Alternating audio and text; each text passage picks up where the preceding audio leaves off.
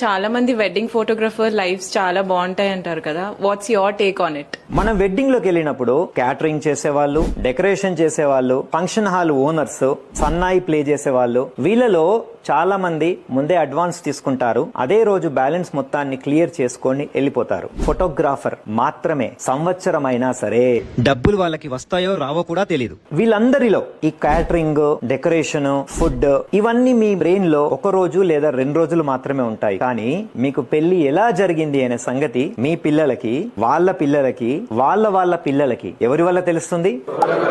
అయినా సరే అందరికంటే లాస్ట్ మనకే డబ్బులు వస్తాయి. ఇంకో ఎమోషనల్ స్టోరీ కూడా ఉంది. అదేంటంటే అందరికంటే ఫస్ట్ వెడ్డింగ్ హాల్ కి వెళ్ళేది మనమే, అందరికంటే లాస్ట్ వెడ్డింగ్ హాల్ నుంచి బయటకు వచ్చేది కూడా మనమే, అందరికంటే ఫస్ట్ ఫుడ్ చూసేది మనమే, చూసేది మాత్రమే మనం. ఎందుకు? ఫోటోస్ తీయడానికి వెళ్తాం, కానీ ఏది మిగిలితే అది లాస్ట్ కు తినే వాళ్ళం కూడా